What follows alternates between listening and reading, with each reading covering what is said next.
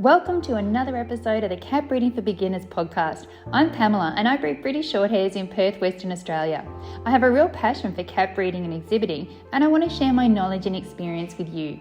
I'm on a mission to help new cat breeders go from feeling intimidated, confused and having trouble getting started to confidently breeding happy and healthy cats whilst enjoying this amazing hobby. Before we get started, make sure you visit my website and download your copy of my helpful guide, Advice to New Breeders, where experienced breeders share some great tips they wish someone told them when they started breeding. You can find the link on my homepage at www.catbreedingforbeginners.com. Just look for the picture of Angelica with her kittens.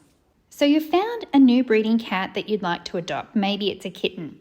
And one of the things that you can be really confused about is what sort of things do you need to know when you're buying this new breeding cat? Well, something that's really important to think about is about the genes that this cat carries. What does this cat carry in terms of its genetic makeup, and what is it going to give you in terms of your future breeding? So what you can think about in this regard is you want to think about the different things that exist in your breed and whether or not those are there in the cat that you're going to be getting. And this may be colours, it might be different patterns. It could be things like blood type.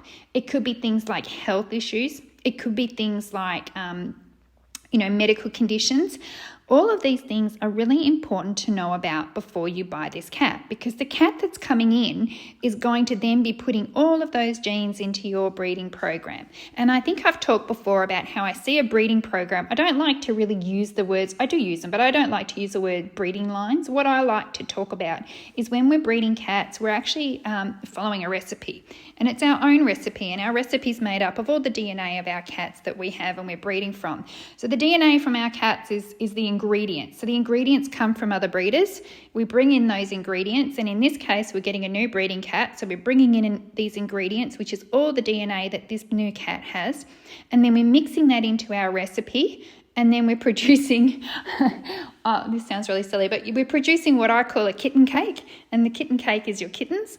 And they're made up of all the different ingredients that you have from the breeding cats that you have.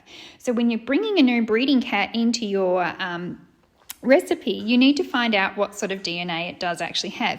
Now, some of these things are really obvious. You can tell by looking at the parents. The parent might be a bicolour, therefore it's going to be able to give its kitten bicolour. If your kitten is a bicolour, then it's bringing in bicolour. So that's an example of that. If one of the parents is colour point, your kitten will carry colour point. There's no way around it. It has to have at least one colour point gene. So these are all things that you can tell just by looking, but there's other stuff that you can't. And so it's really good to find out as much as you can. The first thing you can do is you can ask the breeder of the new kitten that you're going to adopt if they have the DNA for the parents. And they may have done the DNA testing for those parents and may be able to give that to you.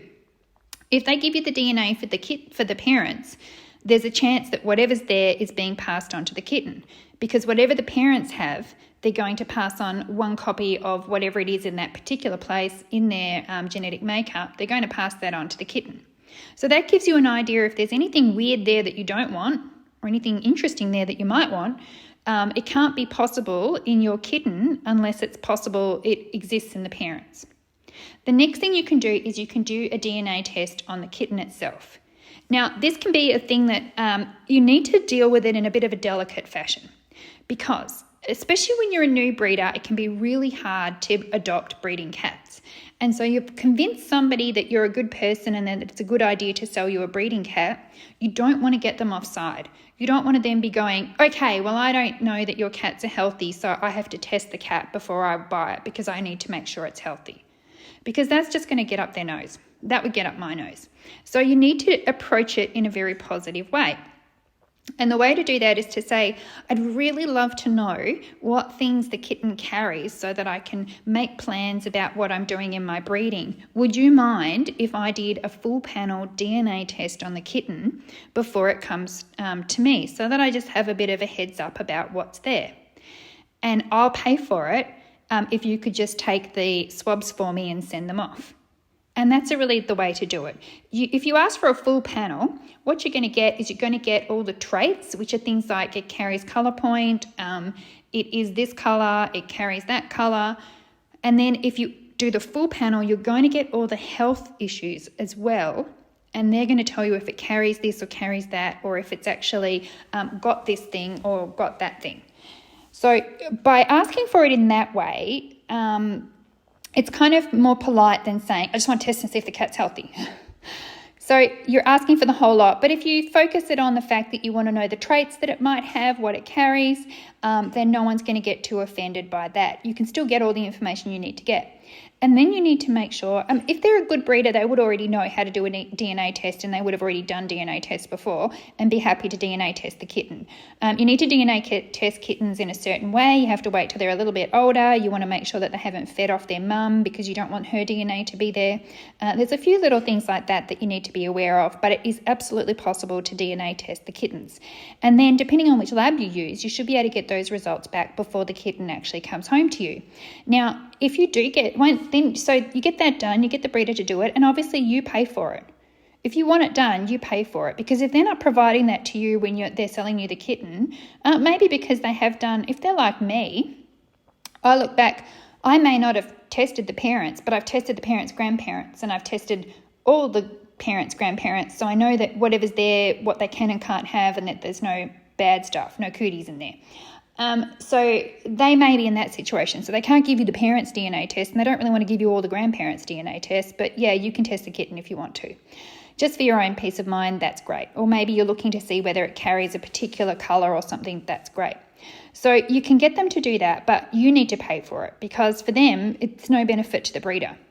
It's no benefit, especially if they've got all that information already. So for me, there would be no benefit in me testing any of my kittens, because I know, like I said, I know the line behind them, that I've tested that, and there's nothing there that could crop up that would cause me any concern.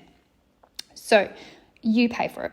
And that can mean that you need to actually go into the DNA testing website and create the actual account and get the test paid for, and then the breeder does the swab and sends it off with all the information on it that's matched up to what you've paid for, and then that gets tested, and hopefully you'll have that information before the kitten comes home to you.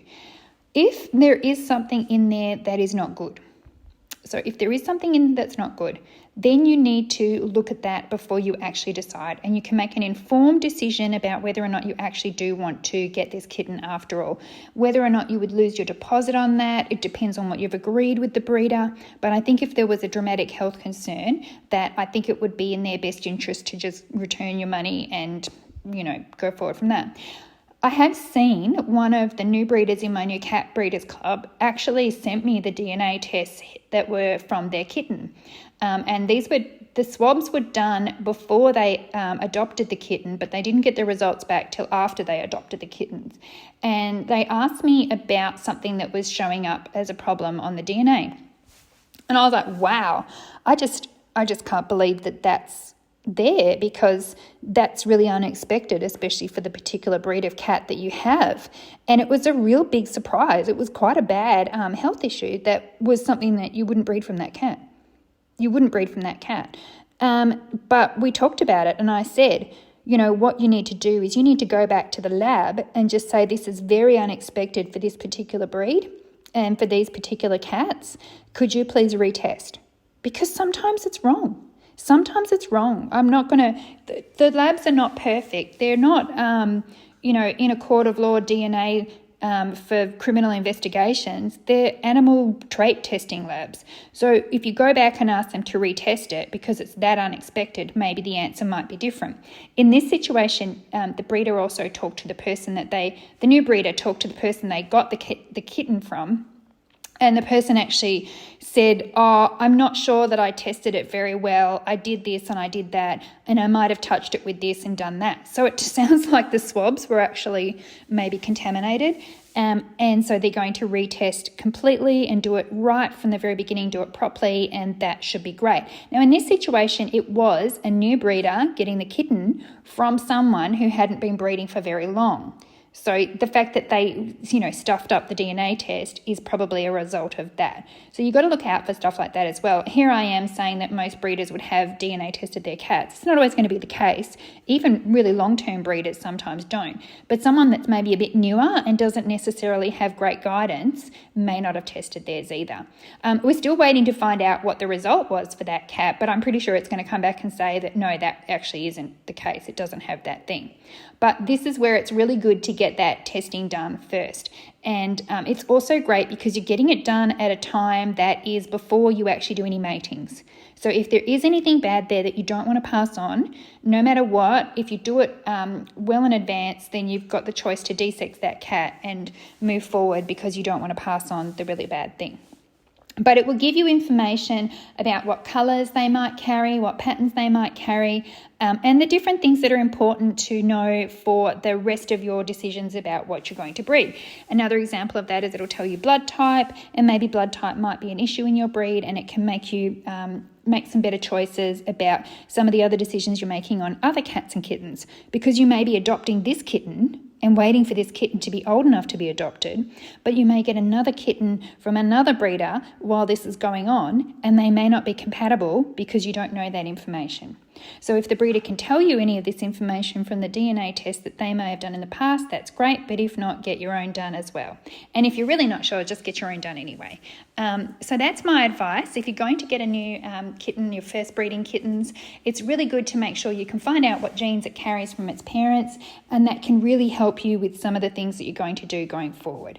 Okay, well, I hope that was helpful for you. Thanks for listening. Make sure you visit www.catbreedingforbeginners.com, where you can find articles, guides, courses and more. Plus, make sure you check out my amazing New Cat Breeders Club. It's a supportive space where new cat breeders can learn, share and help each other. I only take new members a few times a year, so sign up to make sure you don't miss out.